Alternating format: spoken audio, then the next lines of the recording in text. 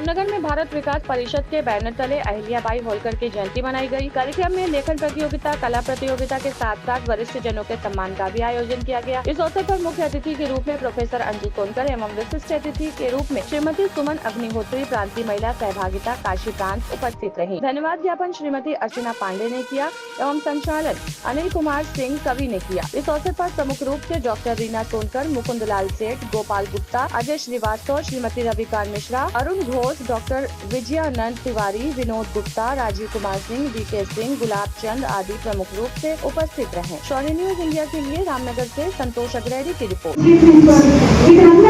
अपनी राय कि अगर हम ये चला रहे हैं, भारत विकास परिषद का संचालन कर रहे हैं, तो इस संचालन के जरिए हमें चाहिए कि हम क्या क्या सुधार कर सकते हैं। क्योंकि आज जो इंडिया है वो डिजिटलाइजेशन पर बहुत ध्यान देता है, तो हमको एक डिजिटल प्लेटफॉर्म तैयार करना चाहिए जिससे कि जितने भी इस परिषद के सदस्य हैं वो आपसे ऑनलाइन तरीके से जुड़ सके और आप जब भी कोई कार्यक्रम कराए, यहाँ भी कराए, सभी लोगों की उपस्थिति भौतिक रूप से हमेशा ऐसा संभव नहीं हो पाता है किसी कारणवश, जिसका आज सबसे बड़ा उदाहरण बन रही है। तो व्यक्ति जहाँ भी हो, जैसे भी हो, जिन परिस्थितियों में हो, आप उनके ज्ञान का लाभ उठा सके। इस डिजिटल प्लेटफॉर्म के माध्यम से आप साइट तैयार करके ऑनलाइन इस प्रोग्राम को करके सभी लोगों से जुड़ सकते हैं।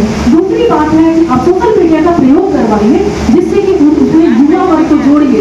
युवा वर्ग को जोड़ने से होता है कि जितनी गतिविधियों में ज्यादा तुरंत का एक्शन एंड रिएक्शन युवा वर्ग लेता है, उतना हम प्रौढ़ावस्था में जा चुके, प्रवेश कर चुके लोगों के लिए संभव नहीं होता है। क्योंकि आज हम खुद अगर अपनी एनर्जी का आकलन करें तो जितनी एनर्जी आज के 10 साल पहले हम लोगों के अंदर थी, आज वो उतनी क्षमता नहीं है। देश के विकास के लिए युवाओं का इसमें सहयोग, भागीदारी बहुत आवश्यक है। कहते हैं हमारा भारतवर्ष देश जो है वो युवाओं का देश है।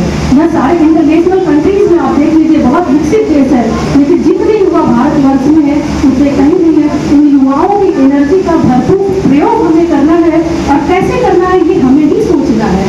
क्योंकि वो जो इस अवस्था में होते हैं, जैसे स्टेनली हॉल ने कहा था कि अगर कोई जो युवा होता है, जो उनकी अवस्था होती है वो बहुत ही वेग और तूफान की अवस्था होती है। उन्होंने बहुत ही सर्वे करके उसके रिजल्ट को देखने के तदुपरांत भी ऐसी बातें कही होगी, ऐसे नहीं कहा होगा।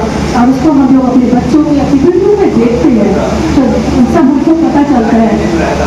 और देखिए अभी जो है शिक्षा के मामले में हम लोग शिक्षित हो गए हैं तो हमें लगता है कि हम पूर्ण हो चुके हैं, लेकिन नहीं, हमारा कर्तव्य बनता है एक शैक्षिक, एक सामाजिक व्यक्ति होने के नाते कि हम अपने आसपास, अपने समाज, अपने परिवार, अपने राष्ट्र को मजबूत बनाने के लिए आज जैसा कि विकसित भारत देश की कल्पना की जाती है, उसको विकसित बनाने के लिए, विकासशील से विकसित की तरफ अग्रसर करने के लिए सबसे बेसिक प्लेटफॉर्म है शिक्षा।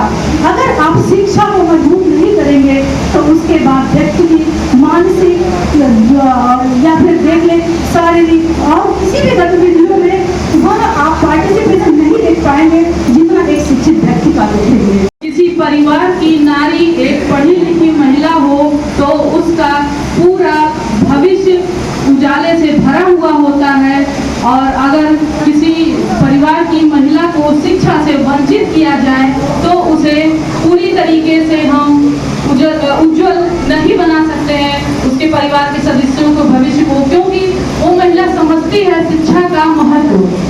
और जैसा कि हमारी माता अहिल्याबाई होलकर जी के बारे में सभी ने बताया कि उन्होंने कैसे अपने जीवन में बड़े संघर्षों को झेलते हुए वो आगे बढ़ी और कैसे उन्होंने अपने प्रदेश का शासन करते हुए पूरे देश को आगे बढ़ाया है और अपनी बहुत ही महत्वपूर्ण भूमिका निभाई है। और मैं उसके बाद परिषद के सभी सम्मानित सदस्यों को और जो यहाँ पर उपस्थित सभी बच्चे हैं जिन्होंने अभी प्रतियोगिता में अपना भागीदारी दिखाया है, उन सभी को मैं धन्यवाद देती हूँ और सबका मैं स्वागत करती हूँ कि सभी यहाँ उपस्थित हुए और आज हमारे ही गांव में रखा गया। और सबसे बड़ी खुशी की बात यह है कि मेरे घर में मेरी सहेली, मेरी बहन, जिन्हें मैं अपनी बड़ी बहन मानती